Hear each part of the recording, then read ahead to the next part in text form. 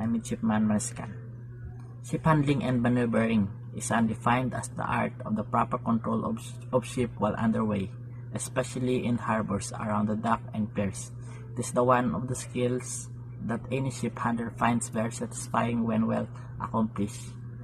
The most basic thing to be understood in ship handling is to know the anticipated how the ship behaves under the circumstances and what orders should be given in order to make the ship behave and move exactly the way you want her to. The difference between the ship's heading and the actual direction of movement of the ship should also be constantly attended to, as this is especially important at low speeds and when there are wind and current. There are three basic ship motions. First, longitudinal motion, forward or astern. Second, lateral motions, sideways.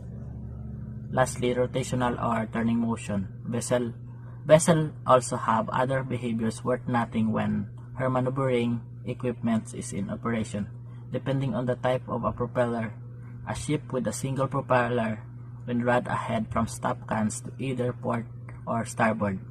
When to put a stern from stop, the stern cans at a fast rate to port or starboard. When a ship has headway and the rudder is put over one side, the bow turns to the same side where the rudder is turned. Thruster, on the other hand, move the vessels and sideways. Thruster, depending on its design, increase its effectiveness as the vessel slows down.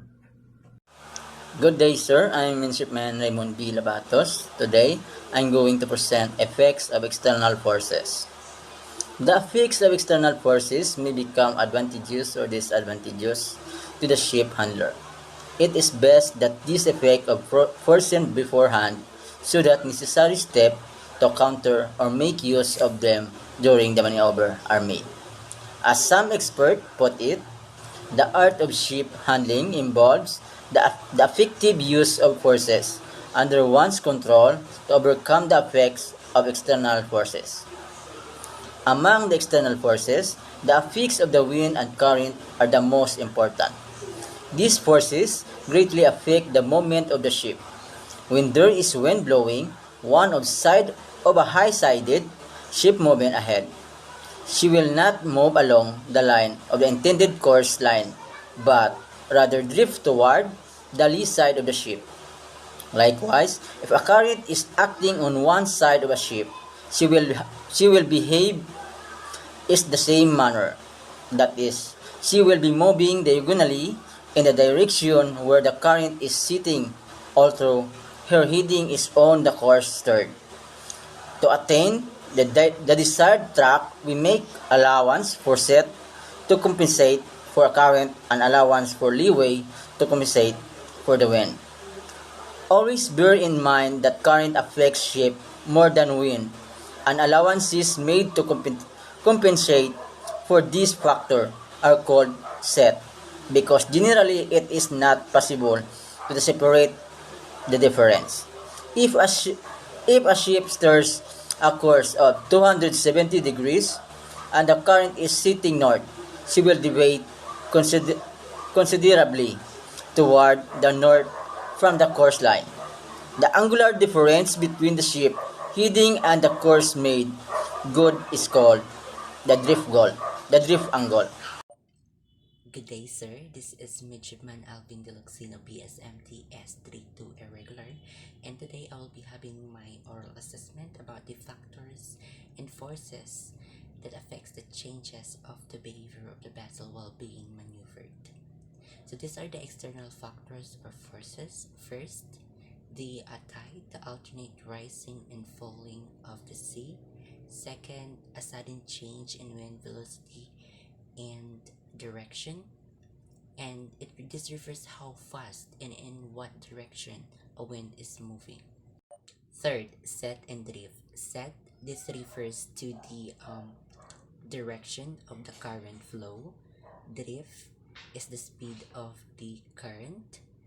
Fourth, external factor or force is the proximity of other vessels. This discusses about the how far or how near the other vessel from your vessel. and fifth is the depth of the harbors. This refers to the how deep is the waters in that harbor. We can only know this information by sounding. This is Midshipman General John Laman, and I'm going to tackle about the internal and external forces which affects the ship while it was being maneuvered.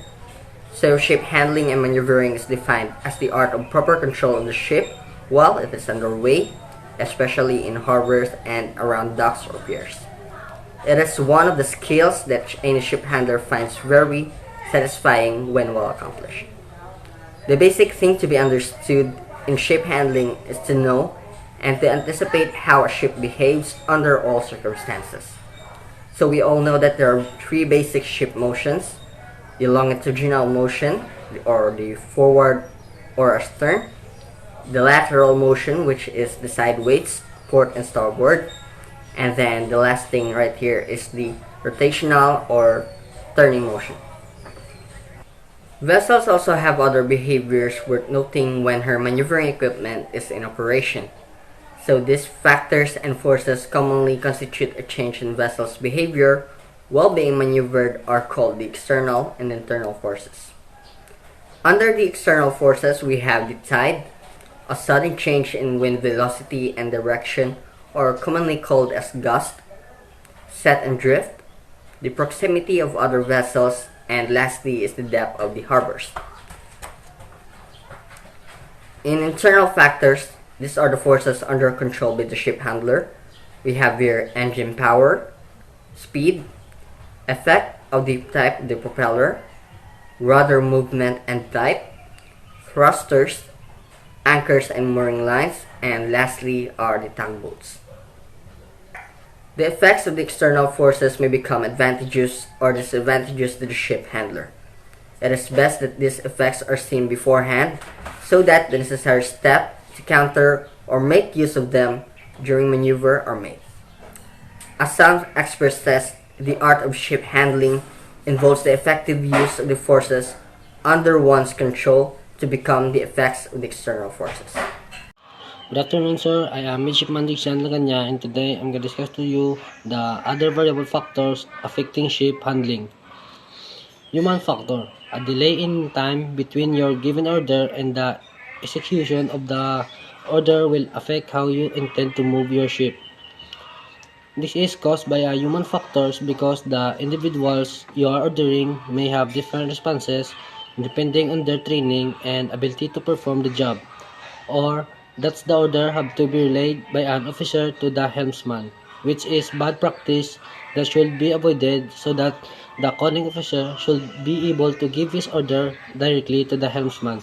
Sudden breakdown or failure of the ship equipment, mode of communication failure from the bridge to engine rooms or vice versa, or to the force and aft station, language problems between nationalities, ship momentum.